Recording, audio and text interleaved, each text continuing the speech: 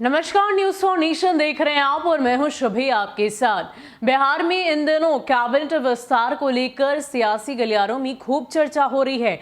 अलग अलग नेताओं का अलग अलग जगह पर जाना, अलग अलग लोगों से मुलाकात करना, सियासी गलियारों में इसको लेकर गर्माहट बनी हुई है। आपको बता दें कि अब अलग अलग नाम सामने आ रहे हैं कि आखिर मंत्री पद किसे किसे मिलेगा। इसको लेकर भाजपा के तमाम नेता दिल्ली तक कूच किए और बताया ये जा रहा है फिलहाल कि इस लिस्ट को तैयार कर लिया गया है कि भाजपा कोटे से कौन कौन मंत्रिमंडल में होगा। लेकिन इन सब के बीच हम के मुखिया जितन राम मांझी को लेकर भी बिहार के सियासत में खूब चर्चा हो रही है। आपको बता दें कि जितन राम मांझी ने कल देर शाम मुख्यमंत्री नीतीश कुमार के आवास पर जाकर उनसे मुलाकात की और उस मुलाकात के बाद अब सियासी गलियारों में इस बात की चर्चा हो रही है कि जितन राम मांझी एक मंत्री पद की सीट तो पहले से चाहते ही थे और साथ ही साथ एमएलसी की भी सीट उन्हें चाहिए। इस बात की चर्चा उन्होंने पहले ही की थी और मुख्यमंत्री नीतीश कुमार से डिमांड भी कर दी थी।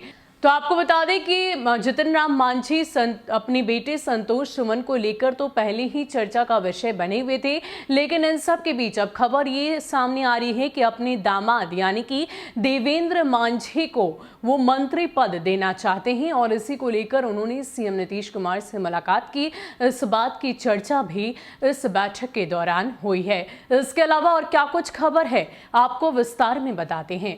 बिहार में मंत्रिमंडल विस्तार के पहले पूर्व मुख्यमंत्री और हिंदुस्तानी आवाम मोर्चा के अध्यक्ष जितन राम मांझी ने मुख्यमंत्री नीतीश कुमार से मुलाकात की। सोमवार की शाम मांझी मुख्यमंत्री नीतीश कुमार से मिलने उनके आवास गए थे और दोनों नेताओं के बीच कई राजनीतिक मुद्दों पर बातचीत हुई। सूत्र बता रहे हैं कि मांझी ने मंत्रिमंडल विस्तार पर जो बातचीत की उसमें अपनी पार्टी के लिए एक और मंत्री पद के साथ साथ विधान परिषद की एक सीट भी मांगी है।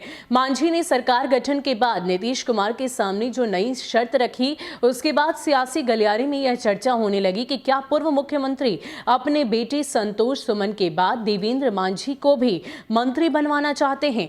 जितन राम मांझी की पार्टी हम के 4 विधायक हैं, इनमें खुद मांझी और उनकी समधन भी शामिल है। इसके अलावा कभी जेडीयू में रह चुके अनिल कुमार भी उनकी पार्टी से विधायक है। लेकिन इन सब के बावजूद जितन राम मांझी ने अपने बेटे संतोष सुमन को नीतीश कैबिनेट में मंत्री बनवाया। संतोष सुमन महागठबंधन की तरफ से एमएलसी बने थे।